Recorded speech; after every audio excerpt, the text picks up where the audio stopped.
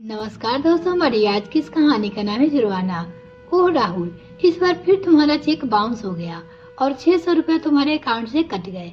अगर तुम किस्त कटने से पहले अकाउंट में पैसे डाल देते तो ये नौबत नहीं आती। तुम्हें थोड़ा ध्यान देना चाहिए था।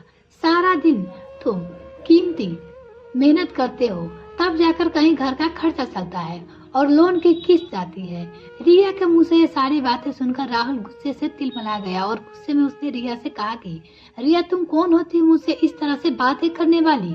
पैसे मेरे हैं, कमाता मैं हूँ। अगर मेरी गलती की वजह से 600 का जुर्माना लग भी गया तो इसमें सुनाने की जरूरत नहीं है। एक बार गलती हो गई तो हो गई। तब रिया ने कहा कि एक बार नहीं, बार बार, यह तीसरी बार हुआ है। यह सब तुम्हारी लापरवाही का नतीजा है, इसलिए बस मैं तुम्हें आगाह कर रही थी ताकि और एक बार ये गलती ना हो। और हाँ, रही बात मेरी कौन होने का, तो मैं तुम्हारी पत्नी हूँ। पत्नी का मतलब होता है अर्धांगिनी। मैं तुम्हारे शरीर का आधा हिस्सा हूँ। मैंने तो तुम्हें अपना समझकर सिर्फ आगाह किया था, लेकिन अच्छा हुआ तुमने आज मेरी जगह बता दी।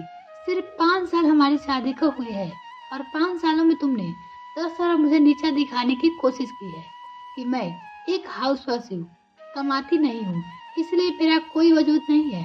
फिर चाहे बच्चे के स्कूल का मामला हो, फ्लैट पसंद करना हो या किसी को कुछ देना हो, कहीं बाहर घूमने जाने का प्लान हो, वगैरह वगैरह, हर बार तुमने मर्द होने का अहम तो मेरे दिल को ठेस पहुंचाई है। शादी से पहले अच्छी आईटी कंपनी में मैं जॉब करती थी, लेकिन तुमने यह कर कर मुझे जॉब छोड़ने पे मजबूर कर दिया। अगर हम दोनों कमाने के लिए बाहर निकल गए तो घर अव्यवस्था हो जाएगा, क्योंकि मेरे माता पिता इस दुनिया में नहीं है और एक बहन जिसकी थी शादी हो चुकी है। घर में कोई तो होना चाहिए जो गृहस्थी से को सुचारू रूप से चला सके। फिर शादी के बाद कल को हमारे बच्चे होंगे तो उन्हें कौन संभालेगा? तो मैंने कहा था कि तुम मेरे भाई और जीजा की तरह मुझे हर वक्त यह एहसान नहीं दिलाओ न कि मैं हाउसवाइफ हूँ और पूर्ण पूरी तरह से तुम्हारे ऊपर निर्भर हूँ। और मैंने यह भी कहा था कि मैं अपनी दीदी और भाभी जैसी बिल्कुल नहीं हूँ कि तुम्हारी बातों को दिल से ना लगाऊंगी। वो अपनी पति से कह रही थी। तब तुमने कहा था कि जानू, हमने प्रेम विवाह किया है और हमेशा तुम्हें पलके पर बिठा कर रखूंगा। एक मर्द होने का हम कभी रिश्ते के बीच में नहीं आएगा। और तुमने कोई फर्क नहीं की। जिस तरह वो अपनी बीवी को हर वक्त ताना मारते हैं छोटी छोटी बातों पर और मर्द होने का अहम जताते हैं, वही तो तुम भी कर रहे हो।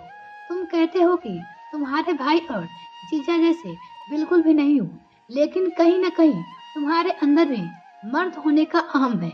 ये बात तुम क्यों नहीं मान लेते? और मैं बर्दाश्त नहीं कर सकती। 5 साल का वक्त कम नहीं था होता। अब बस और नहीं, मैं फिर से नौकरी ज्वाइन करना चाहती हूँ। वैसे भी पढ़ी लिखी स्वभावनी लड़की हूँ, गवार नहीं हूँ जो तुम्हारे ताने सुनूंगी। रिया के मुंह से यह सब बातें सुनकर राहुल ने रिया से माफी मांगते हुए कहा, रिया, मुझे माफ कर दो। गुस्से में मैं खुद से ज्यादा बोल गया। आगे से ऐसा नहीं होगा। तो रिया ने कहा कि नहीं राहुल, बहुत हो चुका। तुमने मेरा आत्मसम्मान और स्वाभिमान को बहुत ठोस पहुंचाई है। अब और नहीं। अब रिया की बहस पर राहुल और भी ज्यादा भरा गया और कहने लगा, रिया, तुम अपनी हंस पे रहो। ऐसा भी क्या कह दिया कि मैं जो तुमने आसमान पे सर उठा कर लिया? कहाँ हो गई ना गलती? तुम्हें नौकरी नहीं करनी मतलब नहीं। तो रिया ने कहा कि ये तुम्हारा आखिरी फैसला है। तो राहुल ने कहा, तो रिया ने कहा, मेरा ये आखिरी फैसला है, सुन लो। और मैं नौकरी करूंगी मतलब करूंगी। तो रिया ने कहा कि तुम इस घर में जा सकती हो, क्योंकि अगर रहना है तो मेरे हिसाब से चलना होगा। रिया कहा, ठीक है। कहकर दोनों बच्चों को लेकर जाने लगी। तो राहुल ने फिर टोकते हुए कहा, बच्चों को कहाँ ले जा रही हो? तो रिया ने कहा, मुझसे मेरे बच्चे मत छीनो, मैं इनके बिना नहीं रह सकती। तो राहुल ने कहा, बच्चे चाहिए तो तुम्हें यही रहना होगा। वो अपनी पत्नी रिया से बोला। तो रिया ने रोते हुए कहा कि तो कभी नहीं होगा।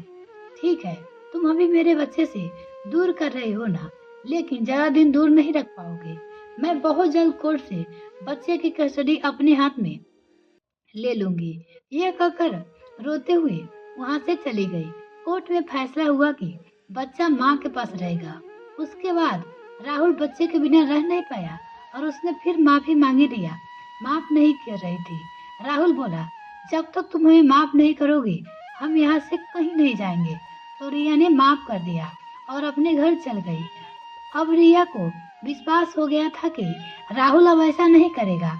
आपको क्या लगता है, अगर कोई औरत हाउसवाइफ है तो उसका स्वाभिमान नहीं है, उसकी कोई इज्जत नहीं चाहिए, उसे बार बार ये एहसान दिलाना चाहिए कि वो पुरुष के रहमो कर्म पे उसकी पसंद या नापसंद नहीं पूछनी चाहिए, और अगर ये गलत के खिलाफ आवाज उठा दे तो उसे बेइज्जत करके चुप करा देना चाहिए।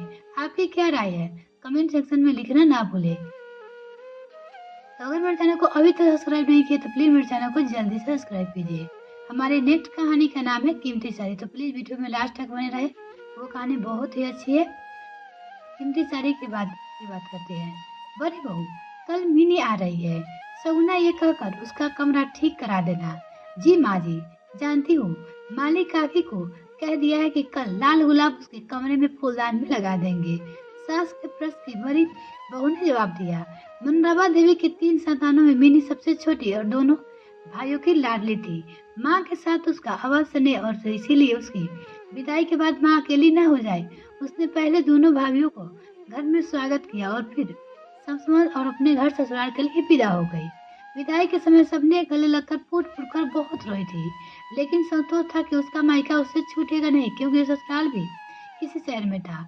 कुछ महीने बाद मिनी के पति का तबादला दूसरे शहर में हो गया। उसने सोचा, शहर की दूरी से क्या होता है, दिलों में कोई दूर नहीं है। फोन पे सभी उसकी बातें होती रहती थी। दोनों भाई भी बारी बारी से आकर बहन का हाल चाल पूछ लिया करते थे। मायके जाने का उसका मन तो बहुत करता था, लेकिन पति की व्यवस्था के कारण वह अपने मन मसोर कर रह जाती थी। एक दिन उसने किसी तरह अपने पति को अकेले मायके आने के लिए राजी कर लिया और माँ को फोन करके बता दिया कि वो कल आ रही है। उस दिन उसने भरकर शॉपिंग की। अपनी माँ, दोनों भाइयों, रोहित सहित भतीजे भतीजों के लिए बहुत सारे उपहार खरीदे। रास्ते पर सोचती रही कि माँ से ये कहूंगी कि वो भाभीियों के साथ मॉल घूमने जाएगी वगैरह वगैरह। उसके घर से मायके की दूरी सिर्फ 3 घंटे की थी, लेकिन आज भी उसे ये 3 घंटे 3 दिन के समान लग रहे थे। ऑटो रिक्शा जब वहां पहुंची तो बुआ बुआ कहकर बच्चे ने उसे लिपट गए। बात करते करते घूमते फिरते रहने में 2 दिन गुजर गए, उसे पता ही नहीं चला। कल सुबह बस उसे वापस जाना था। विदाई में मां उसे प्योर सिल्क की एक साड़ी दी, उसकी पसंदीदा रंग की थी। साथ में कान में पहनने के लिए एक जोड़ा टॉप उसके हाथ में रख दिए।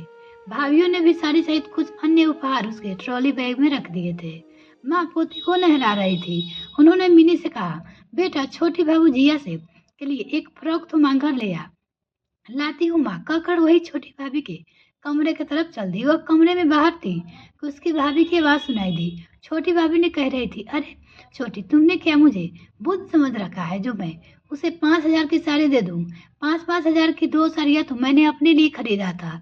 यह मिनी की साड़ी तो सिर्फ 400 रुपए की है। बस मैंने अपनी साड़ी की प्राइस टैग निकाल कर उसकी साड़ी के प्राइस टैग में बदल दिया। सुनकर छोटी भाभी बोली, जी जी, आपकी होशियारी को तो बात देनी होगी। और दोनों हंसने लगी। भाभीियों की हंसी आज उसे पिघलते शीशे के समान लग रही थी। नम आंखों से वो उल्टे पांव लौट गए कमरे में आ गई। भाभी की दी हुई साड़ी देखकर सोचने लगी, उसने तो अपने मायके को एक टूरिस्ट प्लेस समझा था, लेकिन उसका मायके तो महज एक प्राइस टैग है। मिलते हैं नेक्स्ट वीडियो, तब तक के लिए बाय।